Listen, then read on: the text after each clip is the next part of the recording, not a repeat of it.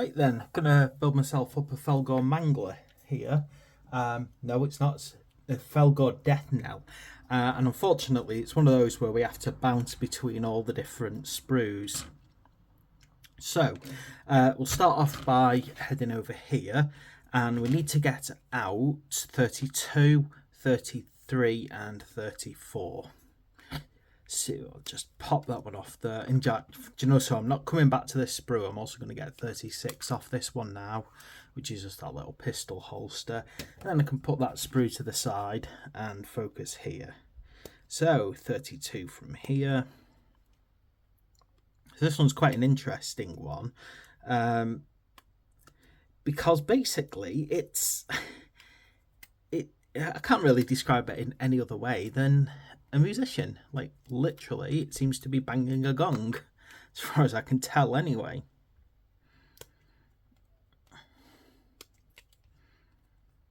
So yeah, it definitely gives the distinct impression that it's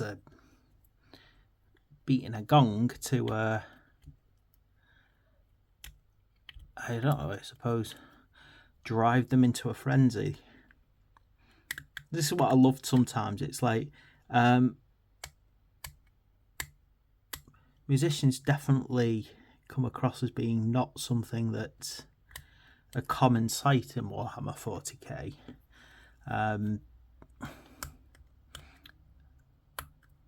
Of course, Emperor's Children and Noise Marines aside, it's just not a common sight to see instruments, which is a shame, because sometimes I think it's something that, I don't know, I think it would be a nice little model, even if it was like say just a commemorative model. The idea of having, like, say, a Cadian drummer or bugler or something. The reason I say that is because, you know, they're going to have parades, and if you're going to have parades, you're going to have music, aren't you? So if you've got your standards, your standards might be there to be seen, potentially on the battlefield. I also think musicians would be just like maybe a nice commemorative, so not like a commonly used thing, for want of a better word. Yeah, so this lot seem to have an actual, for want of a better word, a musician. Right, this has got a really weird way of going in this one. Have a look. So basically, you'll see like there's a strap indent there, and it attaches onto it. So that's the best way to approach doing that. Make sure that these line up here and that strap lines up on the back.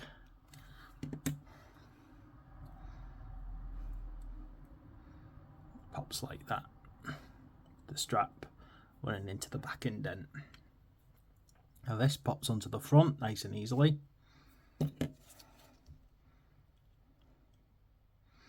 Again, I suppose I've talked a lot about the fact that these gauze would really look the part if you included them in a fantasy army, and I suppose this is a prime example of that here. Right, now this pistol, let me just check how this kind of pops on here. It goes in not a weird position, but just make sure it goes in the right place, which is on this here. So there should be a little notch that it just rests on,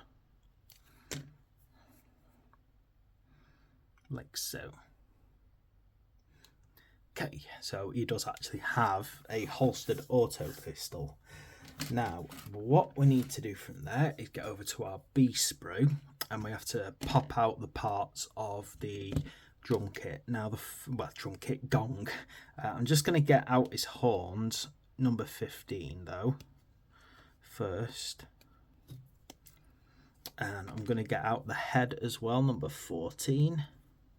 I'm going to assume that if you don't particularly like this head and you want to use a different head and horn combo, I can't imagine it's going to make that much of a difference. I can't imagine it's you know, an issue to use a different combination. The head itself doesn't look particularly special compared to all the other heads on the sprue. It seems to have some kind of, I don't know, some kind of decoration on the top, but I think really it's the actual horns. And again, I think potentially you could mix and match that horn, but I don't think in particular it's a major issue to use a different head combination.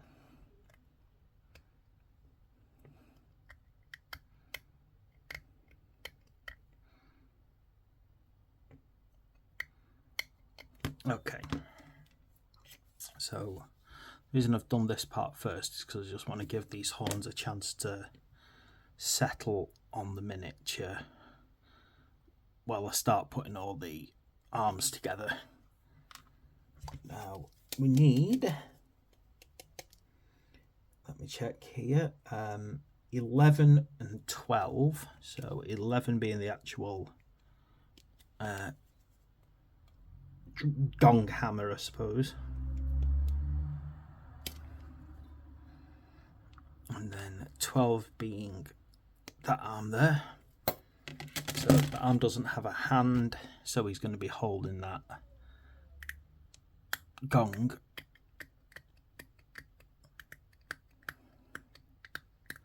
Now I'm going to actually glue this on first so that it's got a chance to dry a bit. Kind of folds into a notch. There's like a nice little sit-in point. Just that way it's had a chance to dry before I try and actually attach the gong to the hand.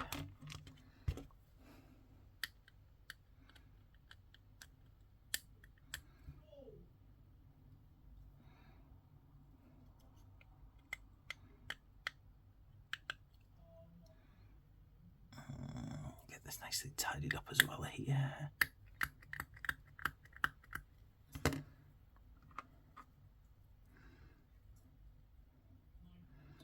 Again, this kind of has a little notch where it nicely fits into. I'm glad that they've decided to actually put that little like indentation in, because that's just going to make that arm there so much stronger, isn't it, and less likely to break and fall off. Okay, I'm going to pop out this gong now, number 13. Yeah, it's definitely interesting and different to see an instrument actually a part of the battlefield loadout for a faction. Oh, be careful, I've just snapped a bit of one of the spikes off trying to clean that up. Being too heavy-handed, just be careful when you're trying to clean this up. It's easy to knock those spikes off.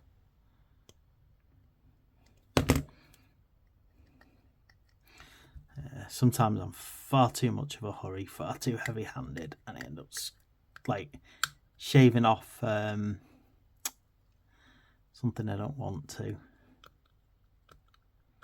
Rivets in particular are a thing that I'm terrible for, just being too heavy-handed near when I'm trying to clean around them.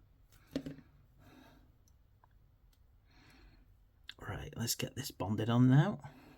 Yeah, it is. It's actually quite cool to see an instrument, for want of a better word. I know it's just a gong, but it's still an instrument actually fulfilling a battlefield role.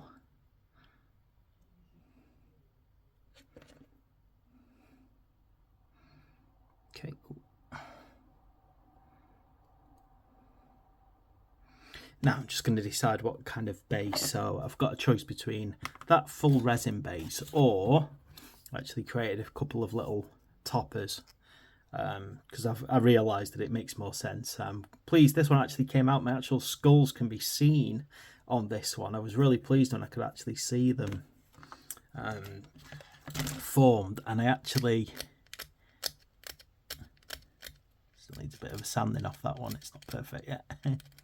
But yeah, I was really pleased that the actual skulls were visible. I've done a couple of test prints with skulls, and the skulls were too small. I've had to make the skulls quite a bit bigger. Otherwise they just won't show up on the print. So yeah, I'm going to use this skull base.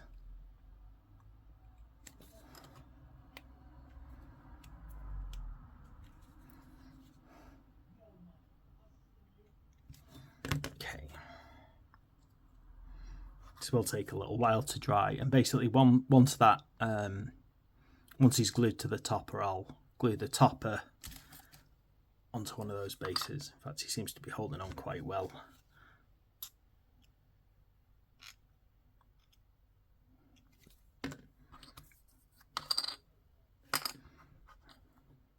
Did that, and then do that,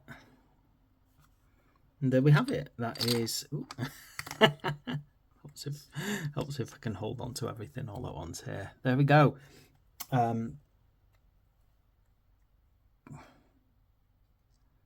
That's all nicely done now. That is our Deathknell, Fellgor Deathknell, nicely built and ready for battle.